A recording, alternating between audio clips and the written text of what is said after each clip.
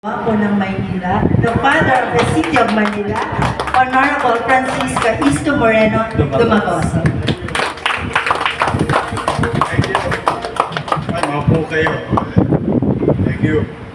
Magandang araw sa inyo lahat, lalong-lalo na sa community living in Intramuros, ang ating mga barangay official at of course the Intramuros family headed by Attorney Joan and our DTCAM working hand in hand with Intramuros and DOT Director Crystal Purching and our partner Meralco.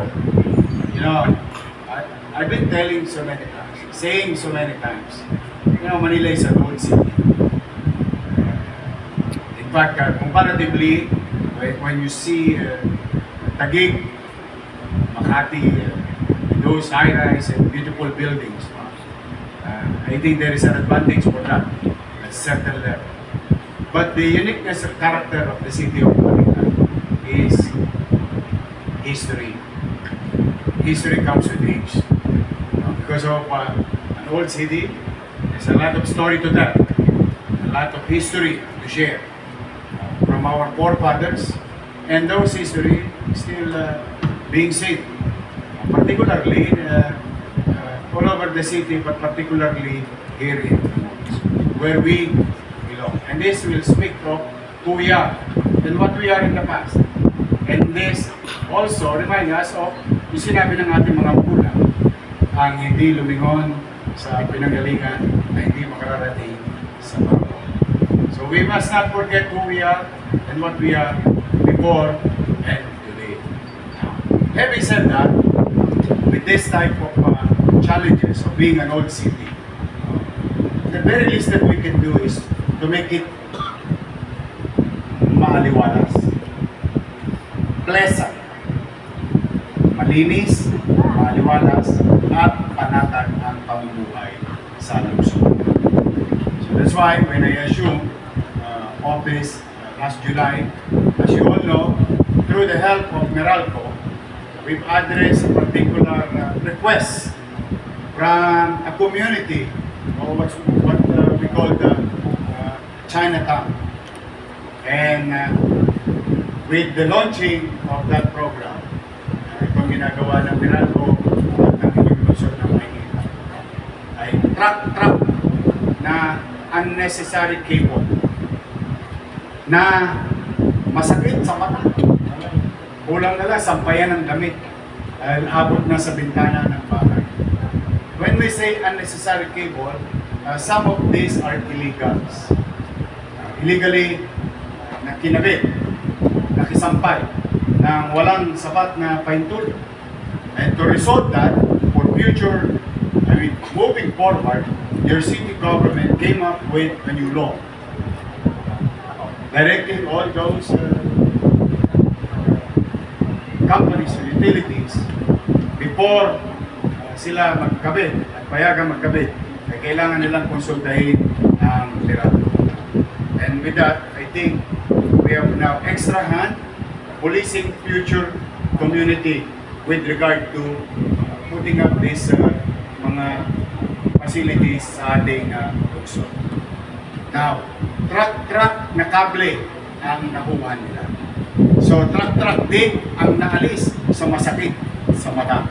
Now, having said that again, here we are in a famous area, what you call the city within the city. What we call it, especially in the past, no? We're very happy, we're very excited, Joan and I, that makadadagdag ang effort ng Meralco na mas maaliwalas pa ang buong Intramuros. Because sa ibang mamamayan maaaring hindi pamilyar sa lungsod ng Maynila or particular sa Intramuros, maaaring isipin nila puro building lang ito, puro opisina lang ito, eskwelahan. No, there are people living inside the walled city. And through the leadership of Attorney Joan and the executive from the IAE, unti-unti po bumabangon ang katanyagan ng Intramuros. And rest assured that your city government will continue to work hand in hand with the national government. In this case, IA. At kami patuloy na makikipag-ugnayan sa isa't isa sa layuning gawing maliwalas ang ating lungsod at ang Intramuros. Now, today, I'd like to take this opportunity on behalf of the people of Manila. Thank you very much, Meralco. Palakpakan natin. Aaliwalas tayo pero wala tayong tosgas. Ang gagastos, Meralco.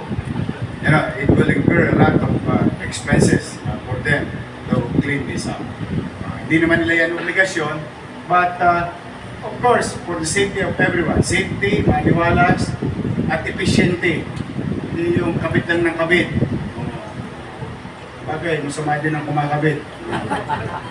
But, you know, moving forward, we're very happy, very excited for the community and all other places in the city of Manila. This is a ceremonial event, but after ceremonial event, it is proven already that a regular activity is being conducted by your city engineering, by your city electrician, and by our partner with private sector here is Meralco. So muli, Meralco, maraming salamat. Mabasa sana kayo ng ulan. At marami pang kumpanya na tumulong sa atin dito sa lungsod ng Maynila. Kaninang umaga, idagdag ko lang, natutuwa ako, unti-unti talagang bumabalik ang tiwala ng mga negosyante sa ating lungsod. In fact, there is, I would say, the biggest job fair done by one company alone. One company alone.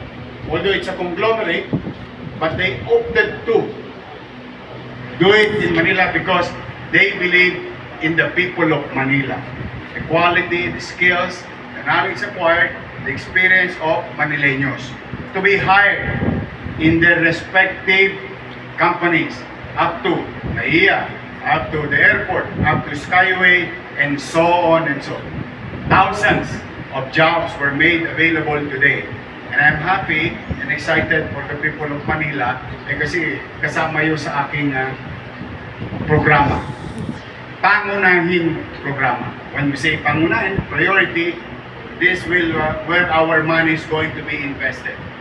MBN, minimum basic needs. Housing, education, healthcare, jobs. Jobs, jobs, jobs.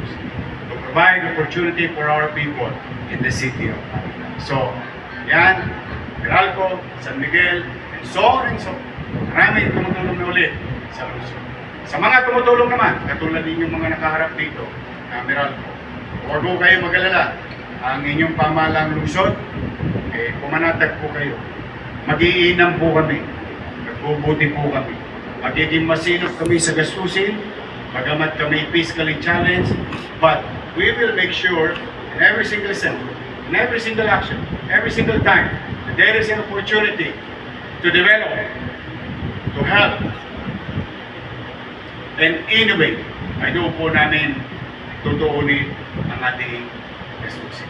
So today, sa mga barangay na nandito, Kagawad, Secretary Treasurer, Chairman, SK Chairman, Tanod, EXO, I'm happy for you. Bawal na magkapitan. Kasi nung araw, it's a known fact, ako po, mahirap kami. Napakahirap namin nung araw. Sobra po, sa dilang mahirap. Pero, stockholder po kami ng Meralco. Shareholder po kami ng Meralco. Kami lang ang may kuryente, walang bayad. But those were the days in the 80s. Those are the days when you are in a challenging area. Now, what we're doing with challenging area, the same thing, area kung saan ako lumaki. Katulad kung saan akong area lumaki. Inuunti-unti natin silang binibigay. Para safety, mas ligtas, mas episyente ang power distribution. Napakalaga ng kuryente sa buhay natin. parang tubig yan. Pag walang kuryente, walang tubig, nakasisira ang araw ng mga nanay natin. Walang mapaplansya, walang malalaba, walang maluluto, and so on and so on. So that's why I'm happy for the barangay na inaayos ng inyong pamahalang lusot, ng inyong IA at ng Meralco ang ating para mas lalong maliwalas, that's the initial, pero mas ligtas para sa lahat. Uli, magandang araw, malayo nawa kayo ng Manila.